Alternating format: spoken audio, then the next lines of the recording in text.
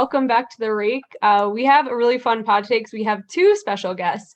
We have two returning guests as well. We Bill Perkins and Landon Tice, and they are going to talk all about the challenge that's coming up where Bill Perkins may break the child of the sim.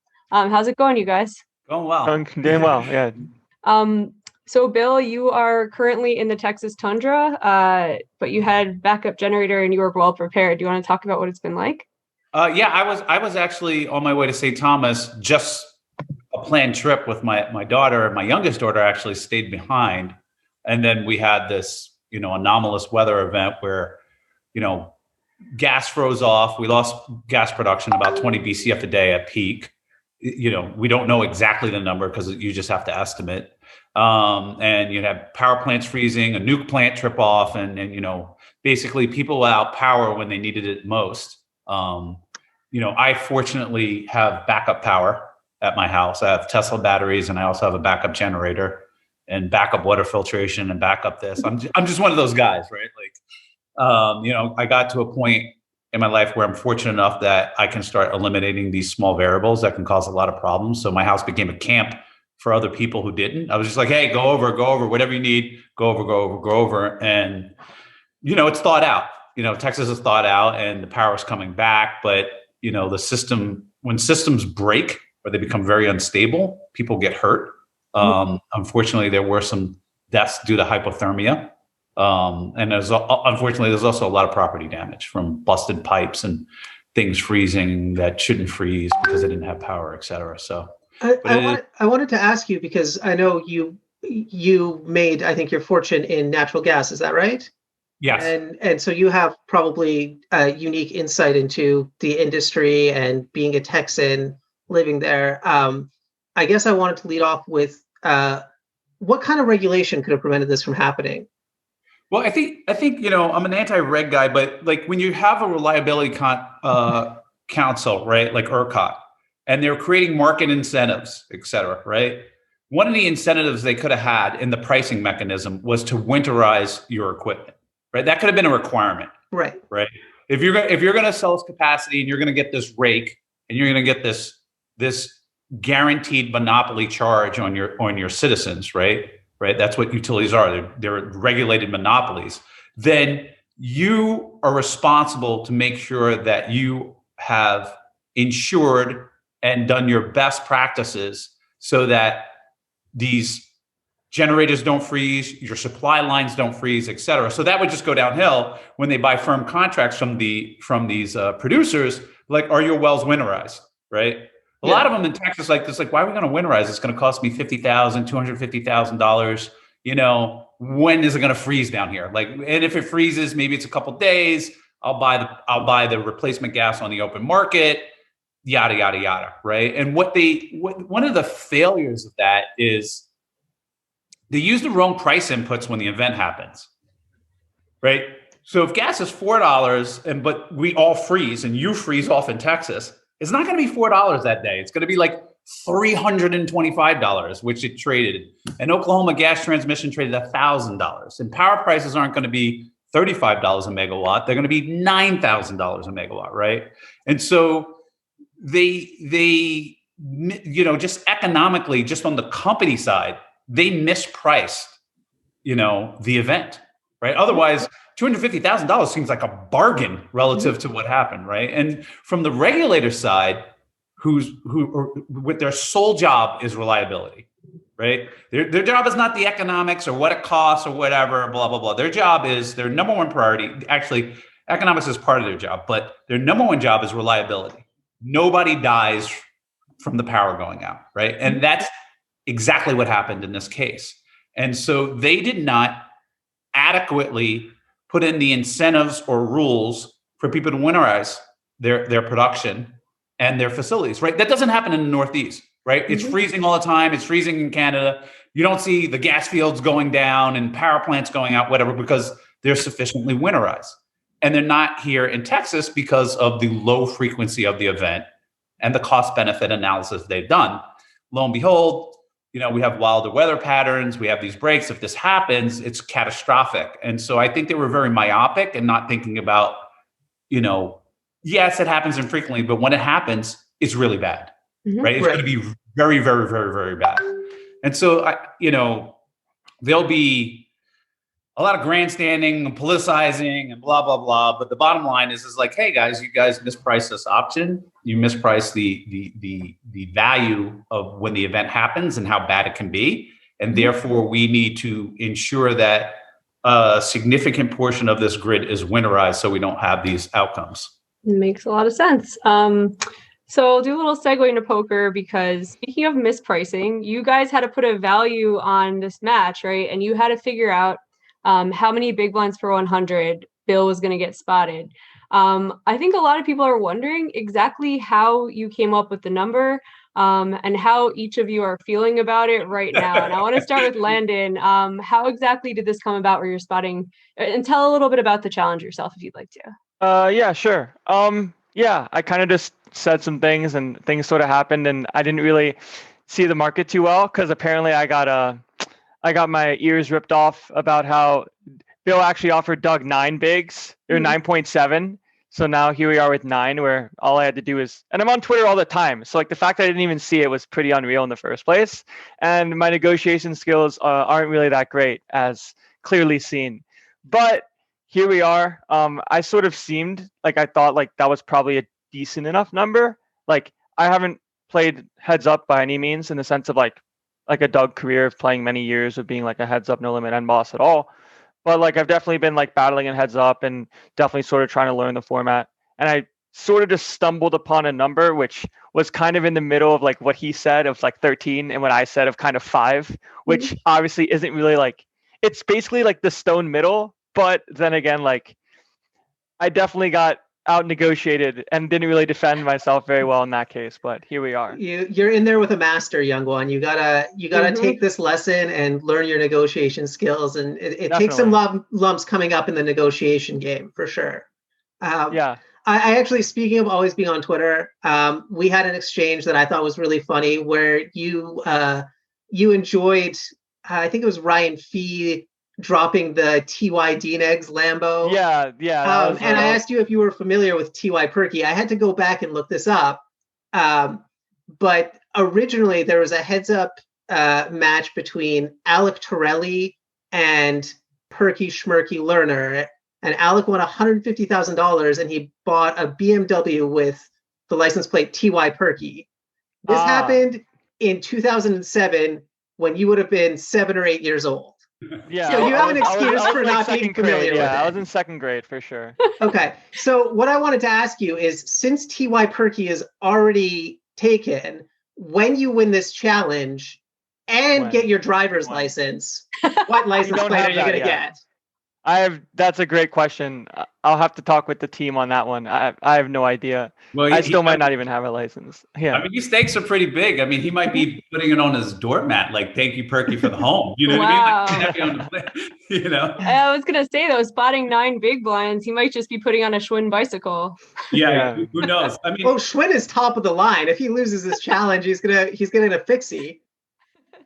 Yeah. The funny thing is, there's kind of like I think it's on the side of where, I mean, I definitely, this challenge for me is about me more than Landon. Like, how much time can I really put in? And of that time that I can really put in, how seriously will I take it, et cetera? Like, if Landon said, oh, I'll give you 13, 14, 15 big blinds, I probably wouldn't do any studying and just go use the force, right? and just hope I don't lose more than that, right? But if it was like 1 big blind, that would all I'd be doing, right? Yeah. And so there is some sort of sliding on studying. And so I look at this challenge as like, I just say, okay, Landon's going to be God, right? He's 21. He's got all the time in the world to study. He doesn't have kids, a business, employees, other things, other higher priorities in life. His highest priority right now is poker, right? I'm speaking for you, Landon, but I assume it's. Oh, he said the same on Twitter and everywhere. You're very good at speaking for me. Yeah, definitely. So for me, that's not the case. And, the biggest question for myself and everybody who's wants to bet on me or friends is like, okay, how seriously are you going to take this? How many hours are you going to be studying? What are you doing in the lab, et cetera? I think the materials, the coaching is out there to close the gap. It's a question of whether or not I'm going to do it. Yeah, I have a question about that because I'm somebody who has taken poker semi-seriously, but never really had the like fire under my ass to like 3 months sit down and really like hire coaches and study and use all the materials available. So it sounds like that's your motivation for this. It's like making you do that. Yeah. Do you want to talk about what coaches you're going to use or what materials you're going to use, or is this Yeah, kind of the super? so I used hybrid poker guys, Matthew Boyd and Matthew Gonzalez. They're the MJ and Matt, and they've spent years running solvers and trees and equipment, right, and getting it to the point where, okay, can we have this solved to the river? Can we humanize it and make it teachable, right? So instead of like having to run every spot, I know on this texture, it's this is what GTO favors, et cetera, right? Instead of having to run every single spot, et cetera. And so they're both very good teachers. They're both very good trainers, and they both have the tools. Now, other people are using solvers. Landon's using solvers. They're trying to teach him the methodology. And it's to me, it's a question of how much can I close the gap, right? So I just assume Landon is a god, right? Like he is the machine, right? So I'm playing against a bot, right? And the bot is going to perfectly notice when I'm unbalanced and try and exploit me there. It's going to perfectly, do its bet sizing, et cetera. And that I am going to have to force zeros to it every single time, right? So I'm going to have to learn what is a GTO response at every spot, at every node, at every frequency, right? Now, clearly, I'm not going to do that. I'm going to make a gazillion and 5 mistakes, right? And some of the tendencies that I've learned, the wrong things that I've learned just playing poker using the force are stuck ingrained in me, right? Mm-hmm. And so I'm going to try and reduce those mistakes that I would naturally make against God, the bot, the machine, Landon, in order to close the gap such that, one, I'm inside 9 big blinds, but also have a decent shot of winning it outright. Mm-hmm.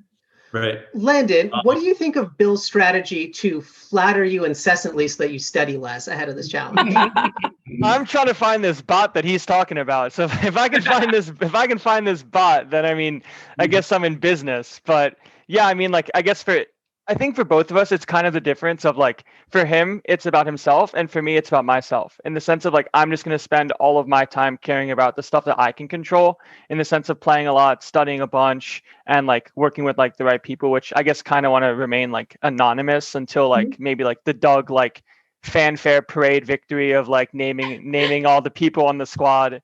Yeah. So yeah, like my sort of job for myself is just to kind of try to become Godbot, which is extremely difficult. And I'm like really just kind of fortunate enough to like have a decent amount of time to also get good at heads up. And like, I think it goes both ways, just because like I've heard people talk about like, I'm sure like Twitter's kind of been all over it. And like, if it started now, like would Landon just like crush? It's like, maybe, but like, I'm also not as good as I would be at heads up in 3 months from now. And it kind of works both ways. Cause like, it's also easier to close the gap from like getting from 9 big blinds to 0 than it is from like being God and having a win rate against somebody that's really good from like 5 big blinds to 15. Like that's a lot harder to like win more big blinds than it is to lose less. Mm-hmm. So it's kind of just about figuring out like what I can do in like the time allotted, and then just sort of with my no priorities except for the game, and just kind of do that. And I'm really excited for it. It's been a lot of fun. Yeah. You guys both talked about this as sort of like almost it's an internal competition. You're in competition with yourself to be as good as you can be at this, and then you're going to run into each other and see who's done kind of more of the self-development work. I don't know if Landon even knows what poker was like in the pre-solver era, but Bill, does this feel very different to you than poker when you got into it, as like a self-study exercise rather than studying your opponents? Yeah, so my idea of poker, especially heads up poker, is completely changed from playing in between, right? Before it was like something, how do I trick this guy? How do I read this guy? How do I do X, Y, and Z? Like something that I needed to be doing.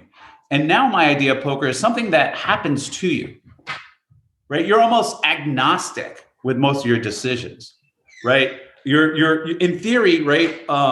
In the way I might explain this incorrectly, but in theory, it's like I have certain frequencies. They're random when they're generated, and that's what I do in these scenarios, right? And so in theory, there's this random number generator that is determining my actions, and I'm just watching it happen.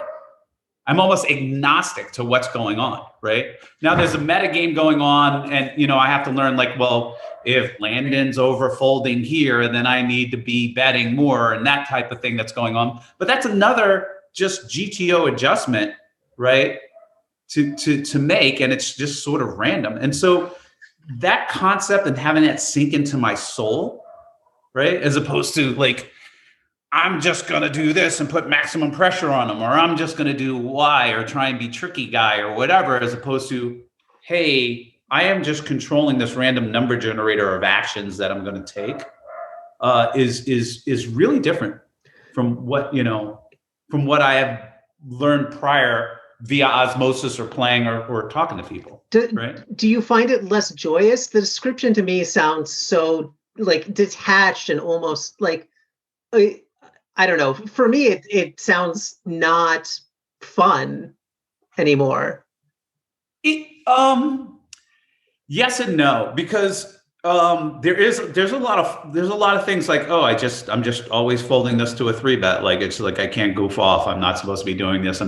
When you sit down and see, oh, something you're doing and you're just throwing money out the door, right? Like it's like, oh shit, you're taking away my fun. But on the other side, right, a lot of people think GTO is this like kind of very defensive, whatever, and it's not. It's very psycho. There are like insane psycho bluffs. There are insane psycho plays. There are insane psycho overbluffs. And yeah, they happen at like smaller frequencies all across the tree. But if you don't have them, you're going to get destroyed. Yeah, right? GTO can take away that to be crazy. Like it gives you a reason to be crazy. Like Solver said, check raise the spur, and you're like, it's fun. It's fun to like. It's like when I play craps, right? It happens to you. You roll the dice, and you either hit the number or not. I have fun playing craps. So like, if I roll the, oh my gosh, it's a cycle, double barrel, triple overbet bluff here with pocket sixes on an ace, king, jack, queen, you know what I mean? Board. I'm happy that I at least get to witness that and watch it, Whereas before I'm seeing, I would have never even thought of doing some of these things. Yeah. And Landon, how's it going to feel if Perkins crushes your soul and then puts it all on the pass line? With a 6x over bet all in with sixes on ace, king, queen. Yeah. God bless. Yeah. I mean, definitely. The thing is like, Doug Polk said it, is like, you got to be willing to get stacked, and GTO is willing to get stacked, and you got to be indifferent about it. Right. Like, there's a lot of times where you're going to throw in 2x, 3x pot it, all in, and 40% of the time the guy's going to call and you're going to go, good call. It's just, that's the game. And to me, that's an exciting game. So yeah, like there's some spots like where like your just overall range just goes for like a check or just like a 5x pot jam. And like in theory, like that's all you get. And it's like, wow, I mean, sucks like putting in like 1K to win like 200 and just like getting called and like having a bluff. But like sometimes like when you like are pretty polarized, like you just representing a good hand or not. So like all of the marbles go in the middle. Mm-hmm. And it's just something that I think that people didn't really do back in the day just because it wasn't really quantified, and like the stigma behind GTO is like defensive and like robotic, but like a lot of it is just like, yeah, it's a defensive strategy where like you're like trying to not get exploited, but like also just allows you to put in a lot of money in a bunch of spots where you just have good hands. Mm-hmm. And you just kind of have to be willing to do that and just sort of accept your fate, to be honest. Yeah. It's a good way to put it.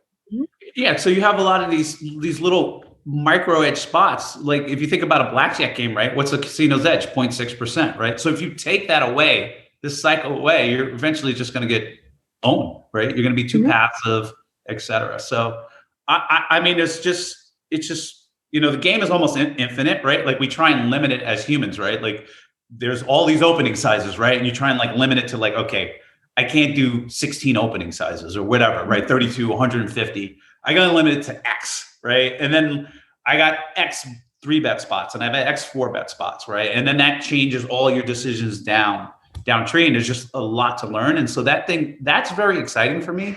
I really enjoy that. It's unfortunate that I won't have the same amount of time as Landon put in, right? He's a young stud. I'm trying to be an old dog who can learn new tricks, right? And so, I'm trying to show the world, myself, that I can learn new tricks, that I can compete with the best of them. Yeah, and there was a lot of talk about how even though Daniel lost a lot of money to Doug, that in the future he's going to be a much tougher opponent, and he might make back that 1.2 million in a bracelet event where he's heads up and wins one instead of getting second. He'll have more experience. In super high rollers, he's able to compete in some heads up pots where before maybe he would have gotten owned by some of these guys. Does that factor in? Do you think that no matter how this challenge goes, you're just going to be a much stronger player when you play some of these high buy-ins? Yeah, definitely. I mean, a lot of the high buy-ins are a lot of it's ring poker, et cetera. But like just the application, the study, understanding range, like I'm talking completely different than I used to about poker. I'm thinking completely different about it. And the more I go into it, the more the change in thought process is going on. And that's going to have benefits down the road, right? So Daniel rapidly got better. Like he was like a poker player, but not a heads up. Heads up is a completely different game. And that's one thing. Those who play heads up understand that versus, and those who don't kind of like, oh yeah, it's a different game, but whatever, I'll just use my bluffing skills or whatever. And it's a completely different game. And so the fact that Daniel got so good so quickly was encouraging to me because, it's not like I don't have the capability. It's just, do I have the will? Right. And I think Landon does have a will advantage. I mean, if I were 21, I'd eat this thing up, right? Like it was, I remember being 21 and hungry and that's all I thought about was natural gas trading and learning the fundamentals and option deltas and skew and what would happen here and how's this, all these technical terms and just making it like I knew it like the back of my hand, right? And so I'm hoping that it's within the 9 big blinds. I think that if I were playing against an actual robot that had all this, I don't think I would lose by more than 15 big blinds, variance adjusted. So yeah, I mean, I guess that's another good point. Like just with heads up in itself, like variance, especially in 20,000 hands, like it seems like a lot in the sense of just overall number, but in the grand scheme of things, like someone can have a win rate of like, let's say like versus the robot having like a 15 big blind win rate and still lose over a sample of 20,000 hands. Like I'd want to say like 25% of the time. So it's like, even if someone has like a win rate like that, it's still just very easy to just like get cooled off in a lot of spots. And like variance is just real. And that's kind of why poker is fun in the first place, is just because someone's quote unquote like winning in a spot or like plus EV doesn't mean they just get to win all the money. Yeah. I mean, I think like I think it's been calculated that for people of equal skill and heads up, over 25,000 hands, we're 20. So it's even more variance, but over 25,000 hands, it's plus or minus 40 buy-ins is one standard deviation, right? So that's you don't get anything, like if somebody loses 35 buy-ins, 39 buy-ins, right? And you don't get to say anything, right? It's within one standard deviation. Daniel only lost 30, right? He lost 1.2 million at 200, 400. Yeah. Right. So it could all be variance. Now I will say that, I was on Team Daniel. I've known Daniel for a while. And I like rooting for the underdog just in general, right? That Daniel did not lose as much as the 9 big blind said, but he did lose, right? Like, he got better. I won't say that, Doug was completely lucky. No, Doug was skilled and he won the match, but there was a lot, the 9 big blinds wasn't wasn't all there. If you look at how the cards ran, et cetera. Hopefully one day we'll be able to look at all the cards and all the hands revealed and kind of be like, okay, forget the results. How did these guys play? Who played? Didn't they say WSOP allowed them to have it? So Doug has his graph. I'm not sure if Daniel requested getting his. And then I'm not sure, obviously, between both of them, like if they're like, oh yeah, like here's my database. feel free to look at it. I mean, I'm sure it doesn't matter too much to Doug, I guess, just because he's not really in poker anymore. Like Mhm. he's pretty pieced out after the challenge. But like it definitely would be pretty cool to see some spots, and like maybe one day like they both just kind of talk about it, and like maybe even vague of just like, oh yeah, like this is how I saw this spot, or this is how I saw this spot. Mhm. Kind of like how they chopped it up when they played live, which was completely what people didn't really expect. How they were just like the bestest of friends. Like we Yeah. saw all those memes of Daniel and Doug being the bestest of friends when after they were playing live that first session, which is Yeah, actually I really mean, fun they to got watch. matching pajamas midway through. Yep. Yeah, of course. We interrupt this podcast with an important message from our sponsors at Run It Once. How well did the last poker site you signed up for treat you? Whether you just play for fun, or working hard towards becoming a big winner, or are already playing professionally, we want to help you get the most out of your play at Run It Once. From now until the end of February, each new player at Run It Once Poker gets the following: your pick between our From the Ground Up No Limit Cash course, PLO course, or brand new Sit and Go course, 4 weeks of double cash bonuses from our already generous Legends Rewards program, followed by another 4 weeks of 1.5 times your Legends rake back, up to 3 months of Run It Once Training's Essential membership, and up to €100 in free Sit and Go tickets. This is, of course, on top of our 100% welcome bonus. I've been playing online poker for 17 years, and I've never been offered anywhere close to this much to sign up for a poker site. Want to take advantage? Head to runitonce.eu, click download, make your first deposit by the end of February, and you're in. It's really that simple. And now, back to the pod. I think a lot of people are going to watch this challenge. I think even just hearing Bill talk about like learning and how fast it's coming along, and also just being willing to pull the trigger in some spots and like having interesting river decisions, and we'll see some 5x spots, I'm sure. I think it's going to be extremely watchable. The one question I have that could really detract from that is that you guys like each other. Like Daniel and Doug, you could feel it even when they're being best buds live. That lasted like 2 weeks, and then their animosity was showing through on Twitter again. Do you think that's going to take away from this challenge? Do you think you're going to have to play up some of that, like the heads up for rolls? I don't know, the kind of like pissing contest thing? Or do you think that this is just high enough stakes where it doesn't really matter? I think, animosity, people love to, you go to your team, you're playing another team, you jeer the other people, et cetera. I think there's some of that. And I think that will go on. I want to beat Landon, right? He is the standard, right? He is the obstacle. But at the same time, I think in every competitive venture, right? Sports, boxing, et cetera, you have to have some respect for your opponent, right? You have to have a worthy opponent to best, right? And so within the realm of, if we were boxers, I would be like, hey, look, this guy's a professional. Yeah, I want to beat his ass and whatever and own him, but he's a professional, right? And I wouldn't be in this ring with him if he wasn't a professional, right? I don't box clowns, right? And so I'm maybe a clown now, but Landon knows, give me 3 months, I'm not going to be a clown, right? He's going to have to put in the work and vice versa. And so I think people want to see the result. Like when something is uncertain, right? People want to bet on it, right? Find any event that's uncertain. People want to bet on it. They want to see it, and they want to witness it, and they want to know, where did it go wrong? Oh shit! Bill didn't study this. Look at this. He's doing this bet, and he's not.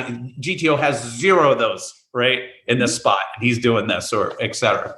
And so I think people will be interested in kind of this story.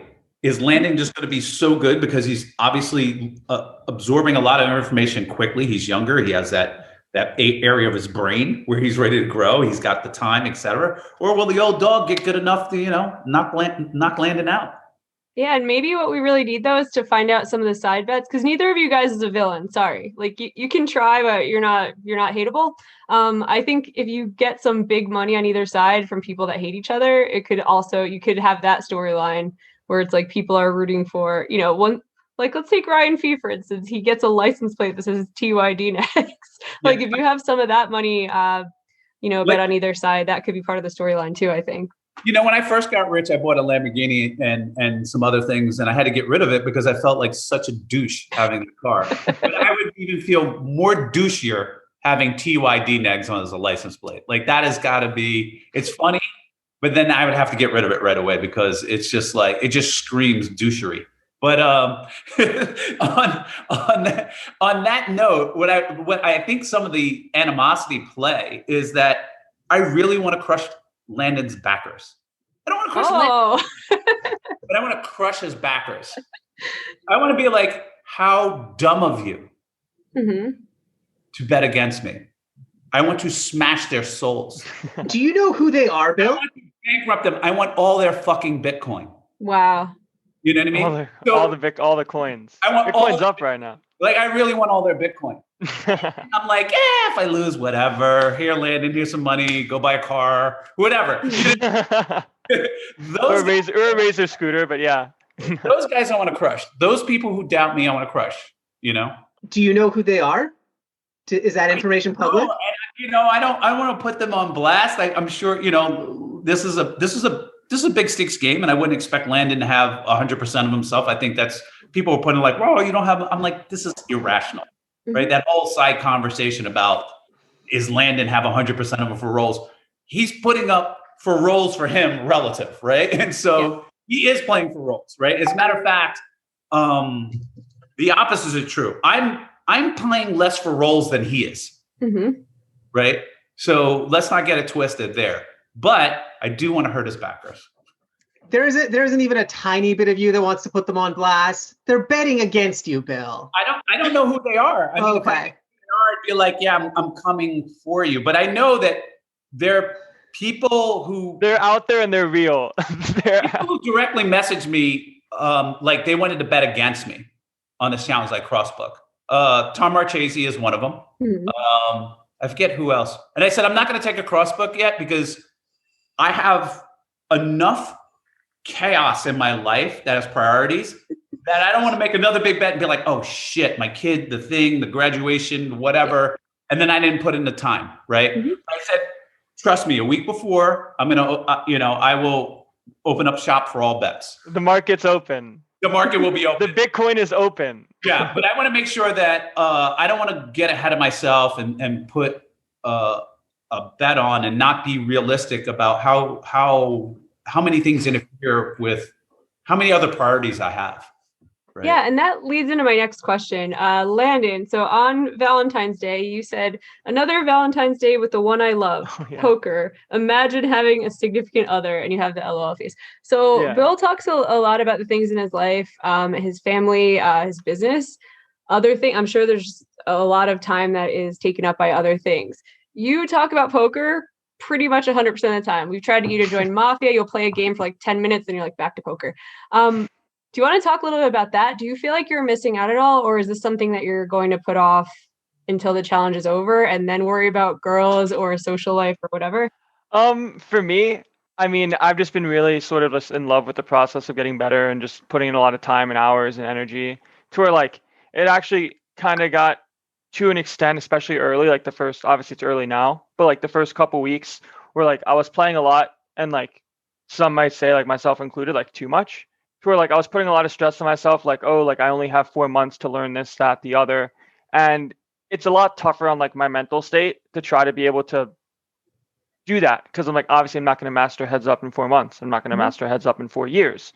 But like, just sort of understanding that like I trust myself enough and to put in a lot of work like that I deem necessary. And like, I don't feel like I'm missing out because like this is one of the most fun things that I've ever sort of prepared for and am challenged for. And obviously, like, I hope it goes well. But like, it's also one of those things I know at the end of the day, like I'm putting in the time and energy and I'm just going to put on a performance that I'm going to be happy with. At least I hope to. So that's kind of the way I see it. And like, I don't really feel like I'm missing too much, but that's just because I've never really done too much outside of poker to begin with.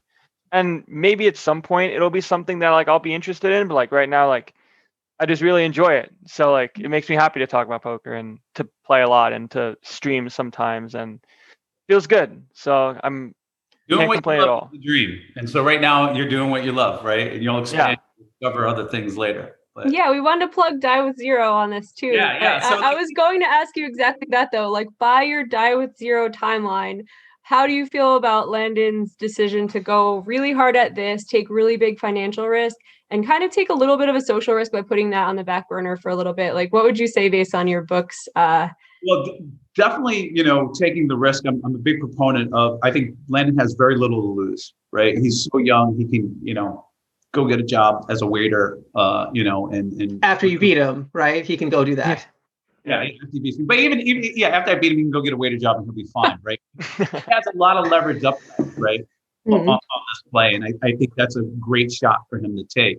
And coupled with that, it's not like he's like, I'm digging ditches and I hate doing this job, and therefore I'm sacrificing hours of my life. He's actually doing something that he loves to do. He loves learning poker, etc. There is a cost. He is not nourishing other areas of his life at this point. Although, he's got 4 months, and I don't know how long the challenge will last, 2 months, whatever, 5 months. That's not that big as a percentage of his life right now. And the yield and the dollars can be so significant that it makes the delayed gratification worth it, right? For me, delayed gratification is like, you're pretty close to the grave, so we can't be. No, you're not. Stop. I mean, you can't One be delayed. foot in, Bill. 1 foot in already. Well, let's put it this way. I'm in physical decline, right? He's still in physical growth. He hasn't even plateaued yet, right? He'll reach physical maturity at like 33, right? And then he'll plateau and decline. I'm steep in decline. So me delaying gratification has a much bigger consequence, right? Because I will have the inability to do many things on the margin, or they will become less enjoyable to me on the margin, whereas things will still be enjoyable to him. 2, 3, 4, 5, EX6. He's still on the upswing, and so I think he's doing it right. You could tweak it according to the life he wants to lead. Just I would say to him, make sure you nourish those other areas of your life. Don't completely ignore them. Yeah, and I mean, I guess for me, like, it's been really amazing, especially in poker, and like the people I talk to and my friends are like all sort of part of this challenge, like with me. They're just like obviously really good. And like most of my friends, like when I do want to take time off, and like because like I live at Berkey's house, so like when I decide to like go do outdoor things, like and stop playing poker, like I have friends that are here already. So like it's not like I have to really sacrifice much, let alone anything, to sort of make time to spend with the people that are around me that are already in Vegas anyways. I mean, it's going to be formidable. I mean, like Landon's got like all the poker wizards trying to help him. He's got, I'm sure he's got the PhD doctor guys who are doing all these algos trying to help him learn, et cetera. And, I have my team trying to learn, and we're going to we're going to give the people a show. You know what I mean? It's not, I'm not, and I think the style of play, like, even though you'll like learn GTO this and you're supposed to do that, whatever, like your style leaks through, right? And so the things that I like to do, and I get permission to do, people are going to see it. And people love blood in the street and get stacked. So I'm like, listen, he's getting stacked or I'm getting stacked multiple times, right? And then we're going to add up at the end and see who's ahead, right? And so I think people want to see that. And I think, it's going to be a fun match. Right. So speaking of putting on a show, do you guys have plans outlined for where you're going to play this, where it's going to be broadcast, the commentators? Have you got all that stuff lined up, or are you just deep in the lab right now and you'll deal with all that later? We're kind of in the lab. We've been floating balloons, back and forth, but we don't have that all ironed out, right? We've definitely not. To poker. We want to get the first session live. So we've been talking to Poker Go, Poker After Dark, the people, that crew about having the first 300 hands live, having 2 shufflers and 3 decks. So that way it's not like, hey, we're waiting. You know what I mean? Like action is going on. As far as like commentating and, I'm sure people will run it on different channels, et cetera. We haven't nailed that all down, but we should. Nice. And I've noticed, Landon, that you stream sometimes. I was just looking today at your Twitter and you were streaming before this. Is that something you're trying to get into? You're trying to grow an audience for yourself for after this? Or is it something you just dabble in for fun? It's just something I mostly do for fun, just when I kind of feel like streaming. I definitely it's not something that I think I want to do full time, just because it takes away from just like the inherent nature of being good at poker itself. Like there's obviously some very great poker player and streamers, and it's also just very difficult. And I'm sure like they would all sort of agree that it's definitely extremely difficult to try to become the best at both things, let alone one in themselves. So I'm just sort of really focused on the poker stuff. And then sometimes when I'm bored or like want to stream some like 200 blitz or like 510 blitz or like whatever's running, like I'll just play, and then I'll just kind of do that for fun. And it's also kind of interesting just because like when there are people watching, it's also not like incentive to play more, but like I just feel myself playing some more hours sometimes. And like today was one of those days, like I was streaming before we did this, and I was like, yeah, like, I want to play a lot of hands today, like whether it's heads up or not. Like I just want to play. So that's kind of just like what I did. And like the only thing that was running was like 1-2 blitz on ACR, so I just decided to do that. Gotcha. Do you feel like having to articulate your thought process out loud, does that sharpen you at all, or do you just find it extra mentally taxing and not that beneficial? I think it helps a lot.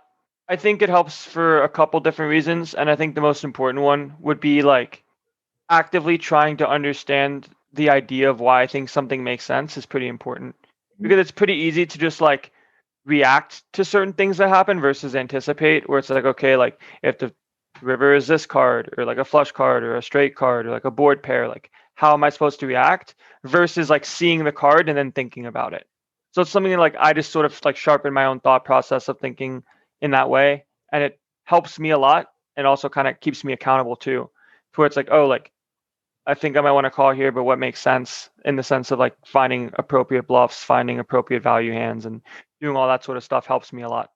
It's about like being able to articulate that.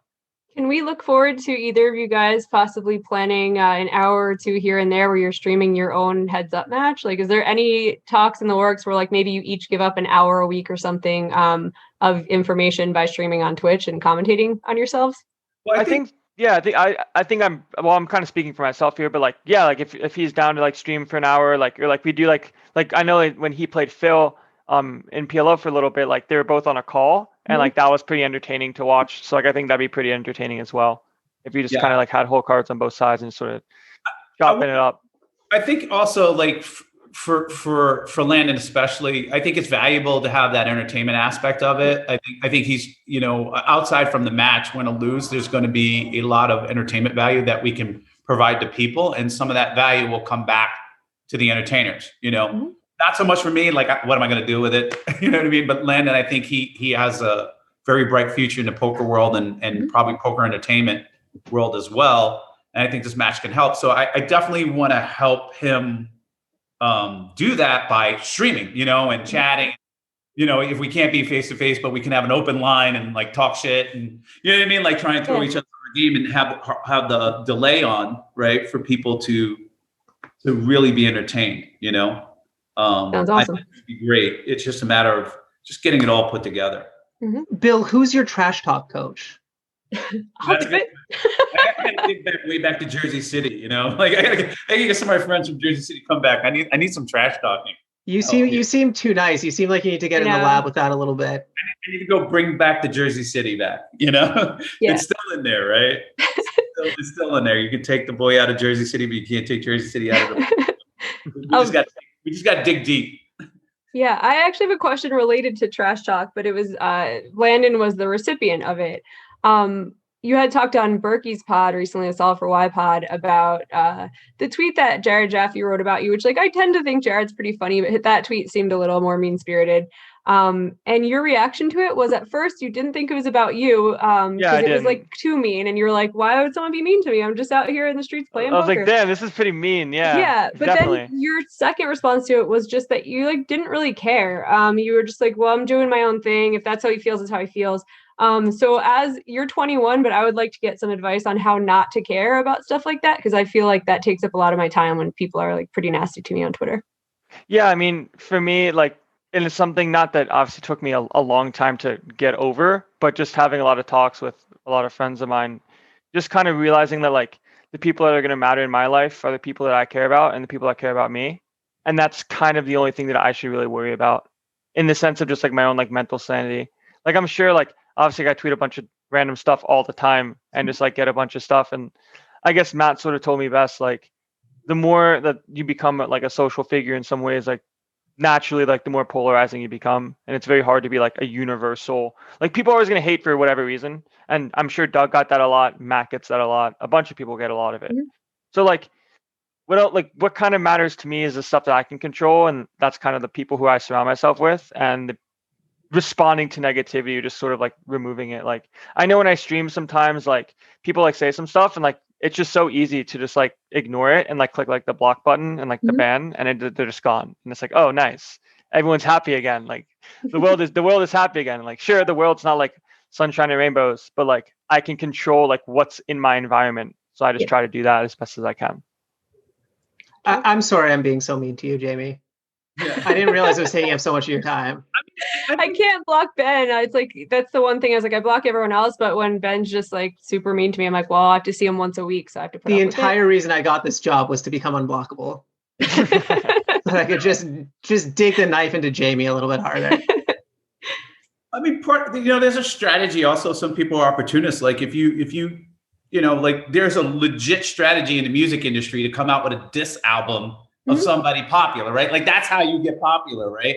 And that's some of that is in the Twitterverse, right? Like if I try and take down Landon or Perky or whatever, I call him this or I think he's that, then I get attention and then I get, I have a platform and I can use it. And maybe sometimes there's a legitimate gripe against me, right? Like or Landon, like, and when it's a legitimate gripe, but I'm just like, I gotta like somehow suss through the trolling to like, okay, this guy actually has a point or this girl actually has a point here.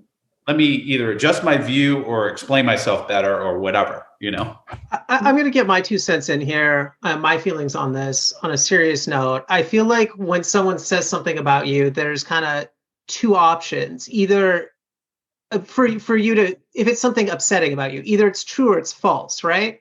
And I feel like if someone says something false about me that I don't like, I don't care. And if someone says something true about me that I don't like, then I get mad at me, not at them. Like if there's something I don't like about myself that's true that someone else is pointing out, that's my work that I have to do. That's not on them for pointing it out.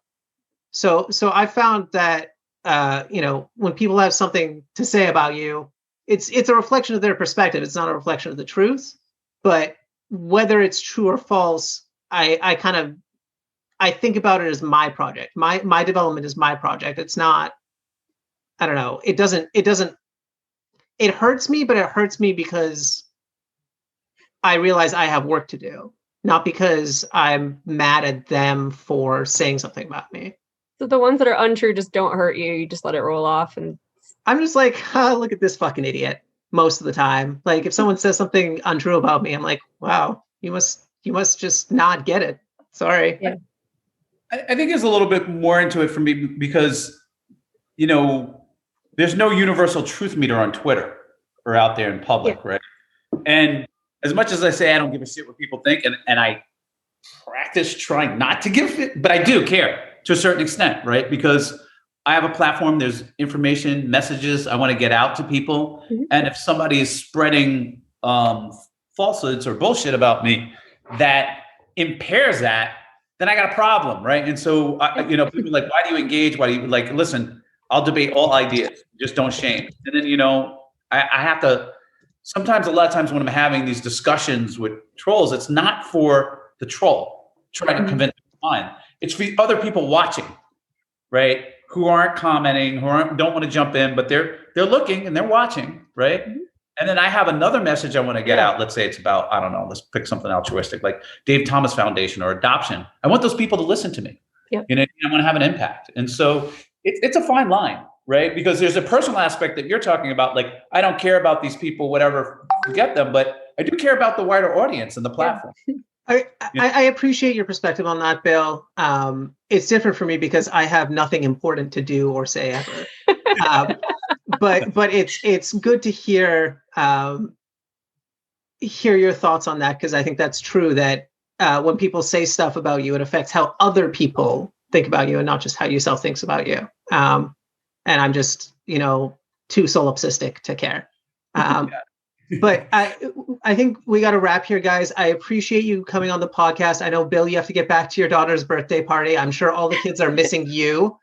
No, not at all. You care less. You just got to stand around and watch people not break things, hopefully. Well, we'll let you get back to that very important work. Landon, really appreciate you coming on. I'm looking forward to this battle. I'm going to be tuning in. I think everyone should tune in and see the work that you guys have done and see how good you've gotten. Because I think that journey of self-development and kind of running that into each other, like Bill said about the boxers, you need a worthy opponent, and to see how much you guys have built yourselves up. I'm curious.